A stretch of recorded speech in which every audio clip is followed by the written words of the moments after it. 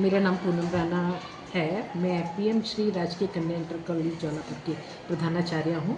जिस विद्यालय में आप इस समय हैं, इस विद्यालय में गढ़वाल मंडल की सबसे अधिक छात्र संख्या, लगभग 1700 छात्राएं हमारे यहाँ पढ़ रही हैं।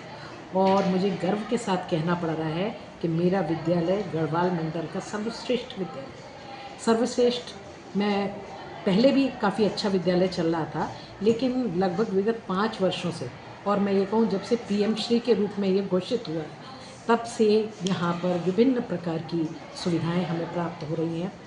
इंफ्रास्ट्रक्चर में आप देख सकते हैं, इतना बढ़िया इंफ्रास्ट्रक्चर विद्यालय का हो गया है, जिसमें हम कह सकते हैं प्राइवेट स्कूल भी इससे पीछे रह गए।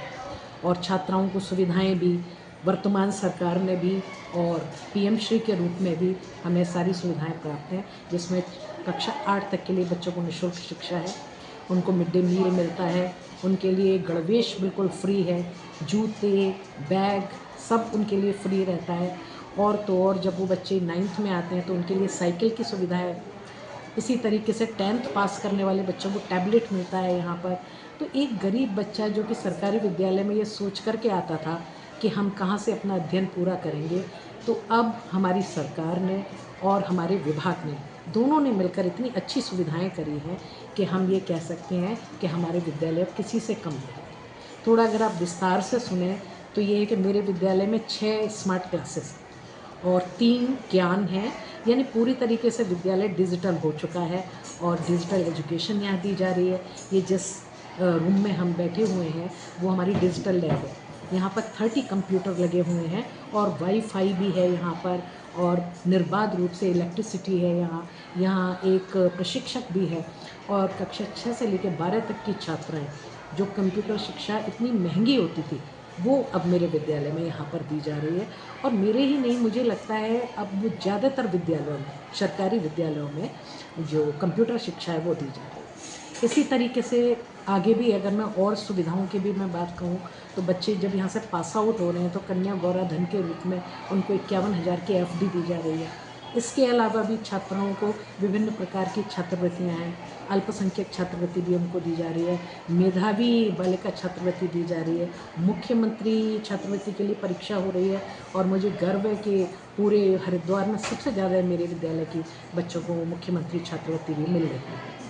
अगर हम क्रीड़ा के क्षेत्र में कहें तो उसमें भी जो मुख्यमंत्री जो खेल योजना है, उसमें खेल योजना में बच्चों को फ्री में प्रशिक्षण दिया जा रहा है। यहीं पास में स्टेडियम है, वहाँ पर छात्राएं जा रही हैं, जो कि ट्रेनिंग उनको हज़ारों रुपए खर्च करने पर मिलती थी, वो आज उनको निःशुल्क उनका चयन हुआ है और वो विभिन्न ऐसे ऐसे खेलों का प्रशिक्षण प्राप्त कर रही हैं जो पहले बड़े बड़े शहरों में ही जा कर के वो प्राप्त कर सकते थे।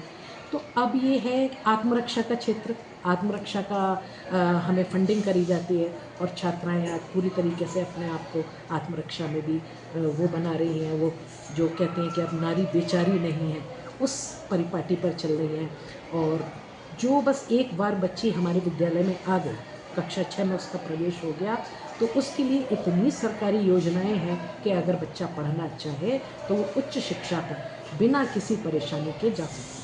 और काउंसलिंग सेशन हो गए हैं अभी अभी उनके लिए नीट और जो इंजीनियरिंग के आईआईटी वगैरह के बड़े बड़े एग्ज़ाम हैं, उनके लिए भी समग्र शिक्षा वगैरह से कोचिंग की व्यवस्था करी जा रही है, वो कि जो कि पहले बहुत पैसे वाले बच्चे प्राप्त कर पाते थे।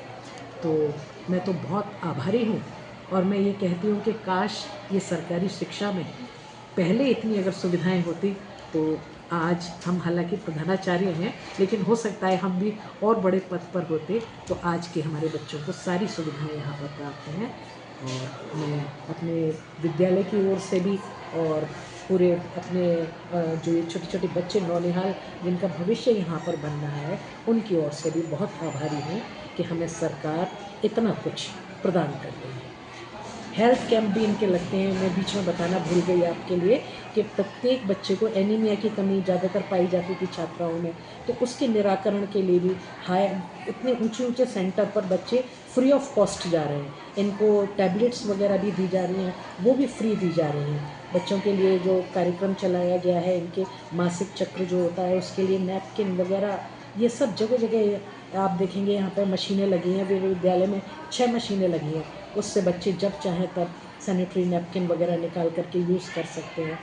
इनको समय समय पर इतना कार्यशालाएं कराई जा रही हैं। इवन इनको ही क्यों, सरकारी विद्यालय के शिक्षकों को भी कराई जा रही हैं, विषयगत कार्यशालाएं भी कराई जा रही हैं, उनके मानसिक विकास की कार्यशालाएं भी कराई जा रही हैं। तो पूरा जो एक सरकारी विद्यालय का परिदृश्य था वो अब चेंज हो चुका है। तो मैं ये भी कहती हूँ, और मेरे यहाँ तो आपको पता भी होगा कि एडमिशन के लिए हमें क्या करना पड़ता है, कोई ना कोई टेस्ट करना पड़ता है, क्योंकि हमारा विद्यालय में हम इतने ज़्यादा बच्चों को एडमिशन नहीं दे पाते बिल्डिंग को देखते हुए। डबल पुरानी बिल्डिंग है, डबल स्टोरी नहीं हो सकती है ये, तो हमारे यहाँ लाइनें लगी रहती हैं। तो मुझे गर्व होता है कि जिस सरकारी विद्यालय में पहले अपने बच्चों को नहीं भेजते थे, वो एक उनके अंदर विश्वास आया है और वो विश्वास के साथ अपने बच्चों को सरकारी विद्यालय में भेज